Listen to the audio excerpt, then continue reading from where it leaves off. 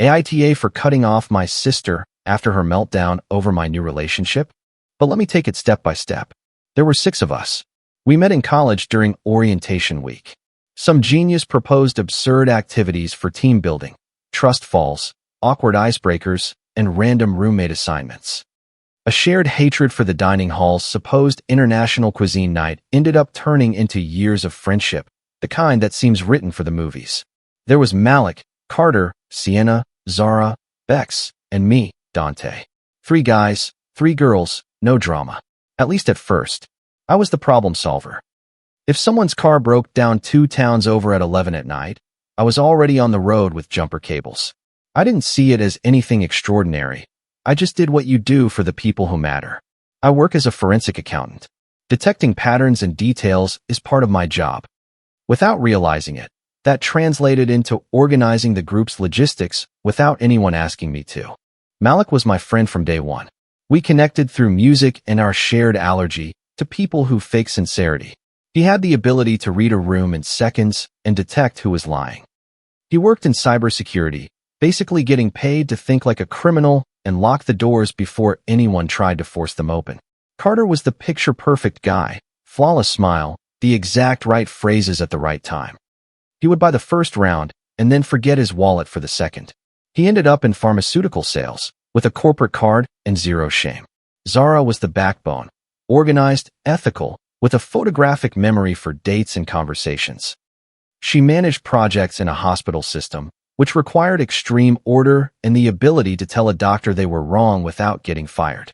Bex was chaos on legs, loud, funny, and unintentionally brutally honest.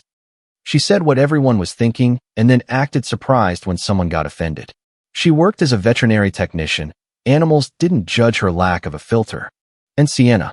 I started having feelings for her during our sophomore year. It wasn't a movie scene. It was gradual.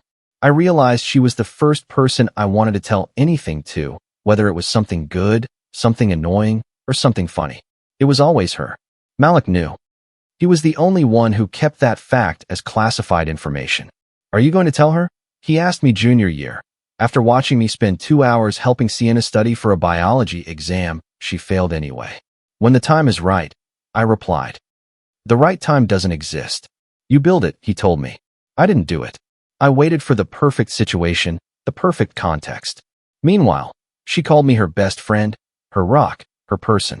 It was never in the way I wanted, but it was enough to keep my hopes up. During our senior year, everything changed. Carter and Zara started dating. Right in the middle of finals week, they made a public confession at Bex's apartment, nervous and sweet, as if they were the first people in love on the planet. We toasted with cheap champagne and celebrated. They looked good together. 2 months later, Malik and Bex started their thing.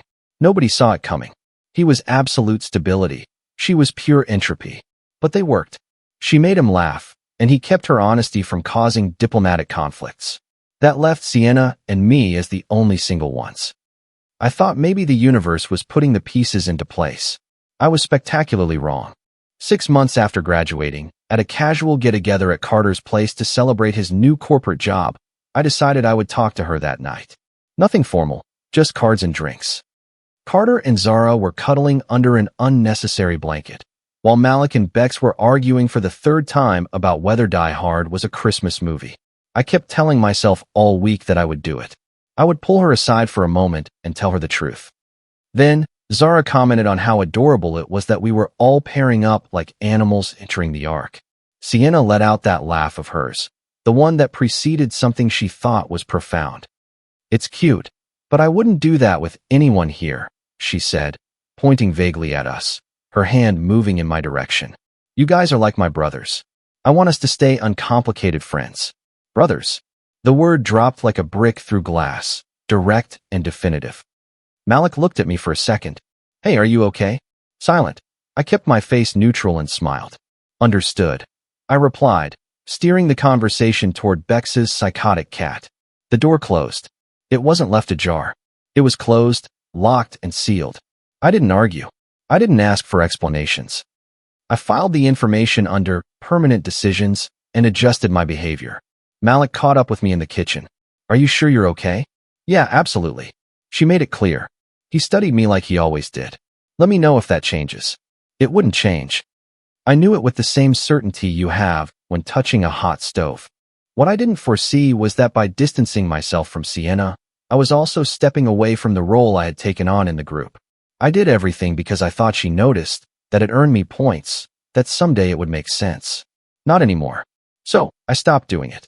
I didn't disappear. I still showed up, paid my share, and passed Malik his sparkling water because he doesn't drink soda. I just stopped being the free operations department. For years I had managed reservations, confirmations, reminders, and transportation. I did it so quietly it seemed automatic. After the brother comment, I recalculated. The first test was Bex's birthday, 3 weeks later. At our usual bar, Sienna sat across from me. We should do something for Bex's birthday. You always organize it. I looked at her calmly. I can't coordinate this time. Too much work. She blinked. So, there won't be anything? Zara chimed in without looking at her. Bex, dinner or activity? Dinner, and then chaos, Bex replied. Define chaos, Malik asked. A place where we could get kicked out for trying to pet the bartender. Zara nodded. I'll book the dinner. Malik, find the second spot. Bex, send me 2 options. Sienna looked back at me. Are you really too busy to help out with your friend's birthday? I'm not too busy to attend, just to manage it. I didn't apologize. The birthday turned out fine. Zara made the reservation, Malik got a table, and Bex was happy because we were all there. The world didn't collapse because I didn't handle the logistics. Days later, Bex called me because her car wouldn't start outside the clinic. I went, popped the hood, and fixed it. When she started stressing about being late for game night, I handed her my phone charger. Text Malik, he's organizing today. You don't need me to translate your schedule. She looked at me for a second, then laughed and sent the text. The night went on. That's what I mean. I didn't stop caring about them, and I didn't stop showing up. I just stopped filling the spot I had taken on hoping someone would choose me. I stopped organizing everything. A week later, Carter suggested a weekend getaway, a cabin on the outskirts of town, hot tub, fireplace. He leaned back in his chair and said to me, Dante, you're good at finding places. What do you think? I looked at him without changing my tone. I think you should plan it. He laughed, thinking I was joking. Come on, seriously. I'm being serious too, I replied. If you want it, book it. Send the date and the cost, and I'll tell you yes or no. The table fell silent, the kind of pause that happens when a habit is broken and everyone realizes they relied on it. Sienna immediately chimed in, with that edge in her voice that appears when someone feels they are losing comfort. You've been very distant lately. I've been busy, I answered. Too busy for your friends? I shrugged. Too busy to be the default option. It wasn't an outburst, it was a boundary. Carter booked the cabin anyway and did it poorly. It was too far away, had a terrible cancellation policy, and there were friendly but loud dogs everywhere. I declined the invitation without any drama. I can't go. Nobody argued. They just moved on. Later, while I was waiting for my ride, Malik walked over. Are you okay? I'm good. He nodded. Good. Keep things clear. Don't let them turn you into the villain for having boundaries. That's when I understood the real change. I wasn't walking away from the group. I was walking away from the role I played within it. Sienna hated that because that role wasn't just useful. It was a private line that kept her connected to me, even after closing the door. So, she tried pulling on that line from another angle with non-urgent texts. Nothing real, just late-night notifications to get my attention back. Random thoughts at 11 at night. Memes I didn't care about. Complaints about her work as if I could rewrite her boss. A picture of a cocktail with the caption, tastes like trauma. At first, I replied normally out of habit. Then I saw the pattern. Every message was a test. Do you still come when I call? I stopped feeding into that. I replied with too bad, I understand, or wow. No follow-up questions, no extra oxygen. She noticed quickly. Are you mad at me? No. Then why are you being weird? I'm not being weird. I'm busy. You're never too busy for me. That sentence hung there like an unpaid bill. Now I am. This isn't like you. People change. Not like this, not this fast. I left that message on read. 2 days later, she showed up unannounced at my apartment. I had just gotten back from the gym and was making dinner. It was a quiet night. The knock on the door was insistent. I only opened it halfway. Sienna was there, arms crossed, ready to debate. We need to talk. About what? About why you're freezing me out. I didn't step aside, and I didn't invite her in. I stayed in the doorway. I'm not freezing you out. I'm adjusting. Adjusting what? You called me your brother, and I believed you. Brothers aren't available 24/7 for emotional support. They don't drop everything. They exist separately. Her expression changed, suddenly offended. I didn't mean it like that. It's what you said, and I'm not going to argue with your own words. She took a half step forward. I didn't move, so she stopped. You're being cold. I'm being consistent. We've been friends for years, and you set the terms. I'm just following them. She opened her mouth to push back. I didn't give her room. Have a good night, Sienna. I closed the door, locked it, and went back to the kitchen. What I didn't know was that while she was knocking on my door, she was building another one somewhere else. Carter started keeping her company. There were private messages, late-night calls, and long conversations that were no longer about the group. They were conversations where you vent, connect, and slowly begin to treat someone else's relationship like an obstacle instead of a boundary. Zara noticed it before anyone else, not out of paranoia, but out of precision. Carter's phone behavior changed. He checked it constantly, tilted the screen to hide it, got up from the table to take a quick call, came back with vague work excuses, said he was helping a friend, and vanished for 2 hours. Zara didn't confront him. She observed, documented, and waited. She created a folder on her phone called Evidence, which contained screenshots, timestamps, a saved location, and an Uber receipt to the downtown Marriott on a Tuesday afternoon. Meanwhile, Sienna kept testing me in public. She would sit next to me when there were other seats available, bring up inside jokes as if they were currency, and touch my arm in the middle of a casual, familiar sentence. I would move, change seats, keep conversations on the surface, and give her nothing. Malik noticed, Bex noticed, and Zara noticed. No one said anything because we were still pretending the group was the same. It wasn't. Then came Malik's birthday, and the tension that had been building found its spark. Malik rented the back room of a bar called the Brass Tap. It was nothing fancy, just a couple of good booths, speakers, and a clearly worn-out pool table. It was the usual 6 of us, and about 8 of his coworkers. I arrived on time with a bottle of Yamazaki 12. I knew he had been looking at it for months, but he wouldn't buy it because spending $150 on whiskey felt irresponsible to him. I handed it to him at the entrance. His eyes widened. Brother, happy birthday. You didn't have to do this. I know. We greeted each other, genuine appreciation on his face. You're too good for these people. I know that too. I sat at the opposite end from Sienna, next to a guy from Malik's work whose name I had already forgotten. I made small talk and observed the room. Carter and Zara were together, but the tension between them was obvious. Carter was checking his phone under the table with the discretion of a thief. Zara watched him do it with the patience of someone waiting for confirmation. Bex was 3 drinks in and in total chaos mode. The night promised to be fun or a disaster, probably both. Sienna tried to sit next to me. I stood up as if I had just remembered I needed to check the sound.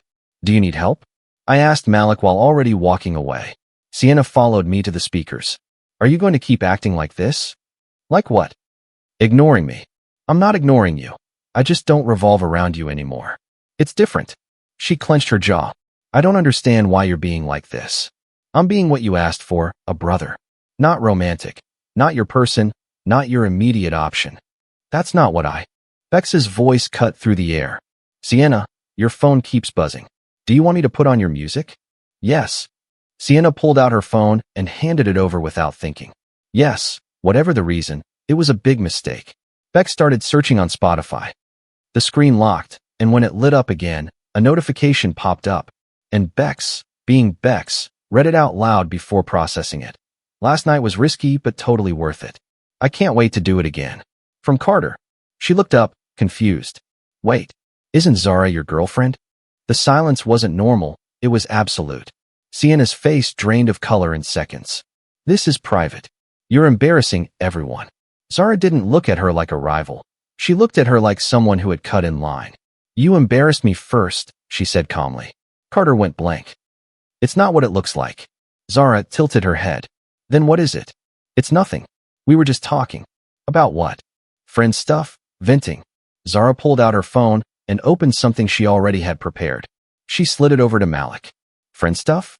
Like this. Malik looked. His expression didn't change, but his jaw tensed. He handed the phone back without saying a word. That silence weighed more than any scream. I didn't need to check your phone today, Carter, Zara said. I've been documenting you for weeks. I have screenshots, locations, schedules, and the hotel charge you couldn't explain. Carter opened his mouth, but nothing came out. Sienna tried to redirect the scene. This is humiliating. Can we talk in private? Zara looked at her with surgical precision. Now you want privacy, after sneaking around with my boyfriend for months? We weren't sneaking around. We were just talking. Talking at 1 a.m. about how you understand each other, how I don't understand him, and about what would have happened if you had met earlier. Carter fell back on the classic script. It didn't mean anything. We had too much to drink, and you're overreacting. Zara didn't yell, and she didn't cry. You're just explaining why you got caught. That dropped like a hammer on glass. She stood up slowly, took the key to Carter's apartment off her keychain, and left it on the table like a verdict. She looked at Sienna one more time. Done. I remained at the end of the table watching. There were no speeches and no spectacle. I was just paying attention. And when the room reached that point where everyone knew the truth and nobody could unknow it, I made my only move. I looked at Zara, not Carter or Sienna, and said a single sentence. You are not alone. Zara held my gaze and nodded once. It was enough. I stood up, grabbed my jacket, and walked toward the door without slamming it, without adding anything else.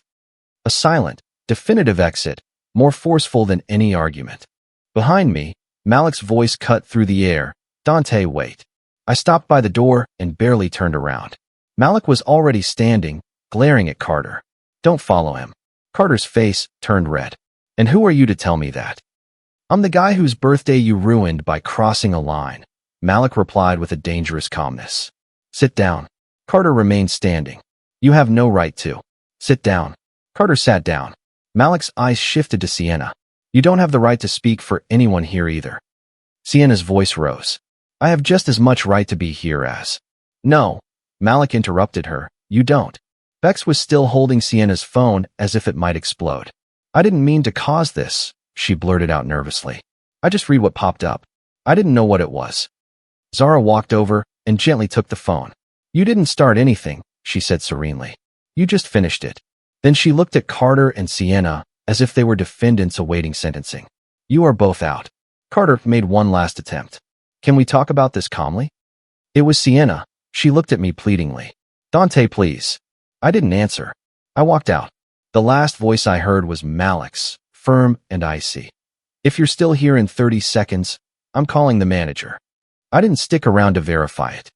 I drove home in silence, listening only to the engine and the friction of the tires on the asphalt. I felt something simple and clean, relief. The next morning, I had 47 unread messages in the group chat. Zara, 6:23 a.m., Carter was unfaithful. Sienna participated. They were removed from the event. I am not going to discuss it. Don't bring them near me. Malik, 6:24 a.m. That's the standard. Don't ask her to bend it. Nobody is going to play neutral. If you hang out with them in private, don't pretend you support Zara or me. Bex spiraled into apologies, and Zara asked her to stop. Malik thanked her for the best birthday present possible. I sent a single text to Zara. If you need anything, let me know. I'm fine. I just need distance from the absurdity. Before noon, Sienna was already posting vague messages on Instagram about toxic people twisting things.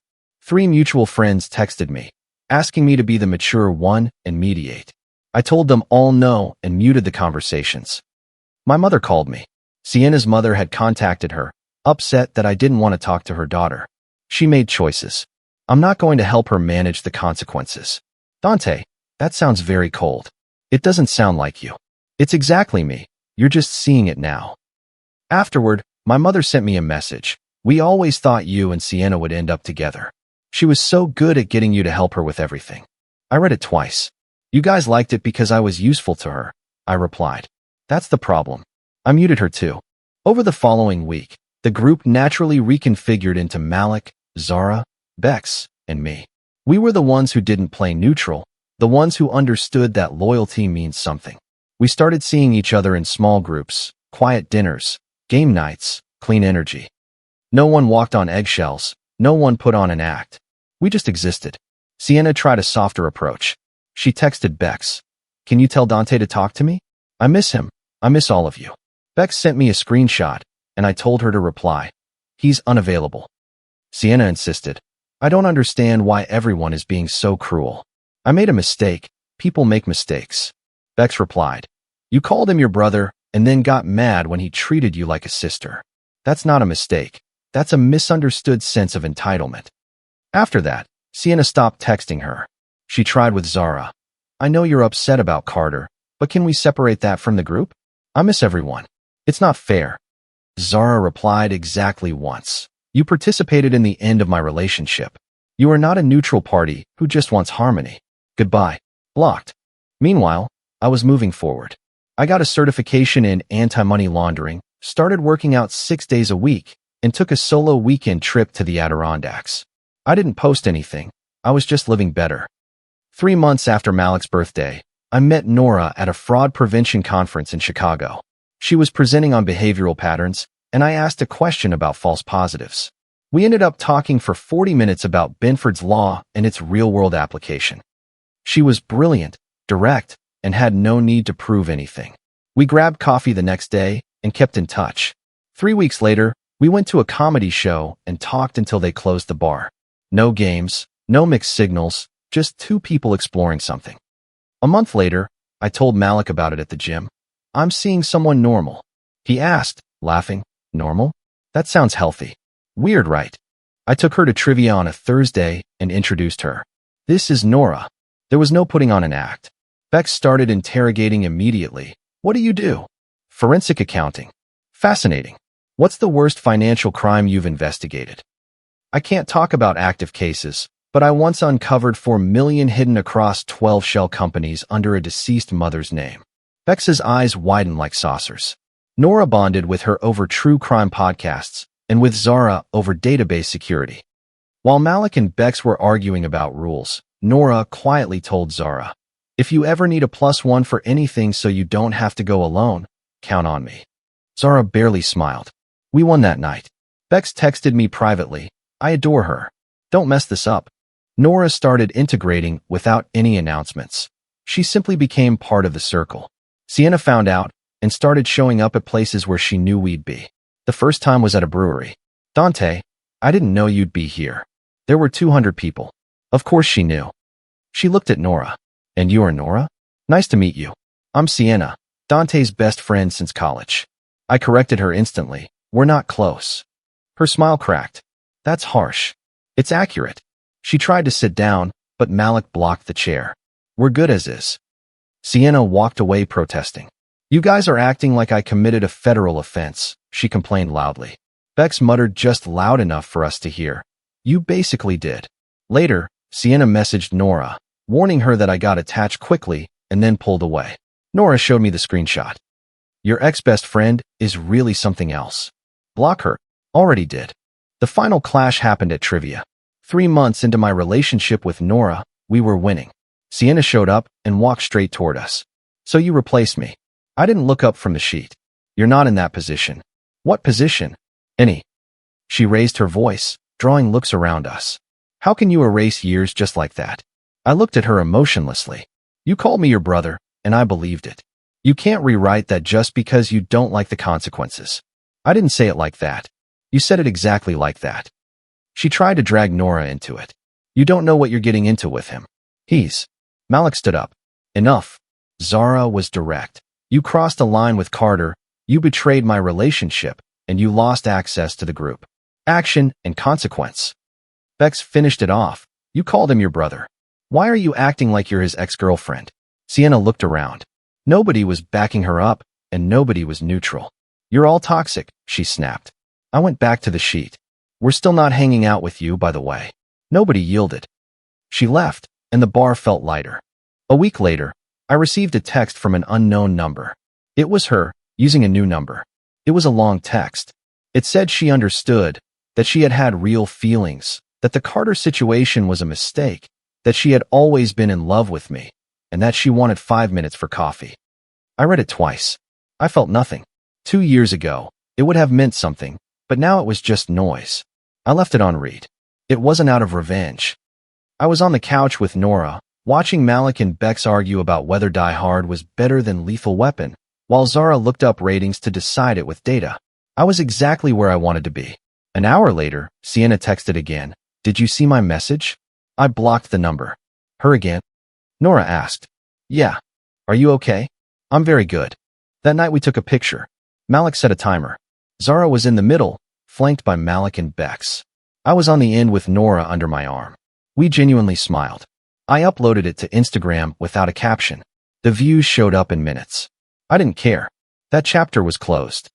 She had valued the access, not me, the convenience, not the connection, the idea of having someone unconditional, not the real person.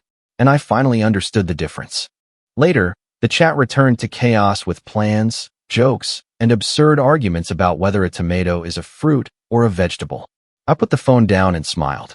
Are you sure you want to get into this group? I asked Nora. I'm kidding. It's the most functional group I've seen. The bar is low, but they're good people. Even Bex. Especially Bex. I drove with the windows down even though it was cold. A song I didn't recognize was playing, but I liked it anyway. The phone buzzed with an unknown number.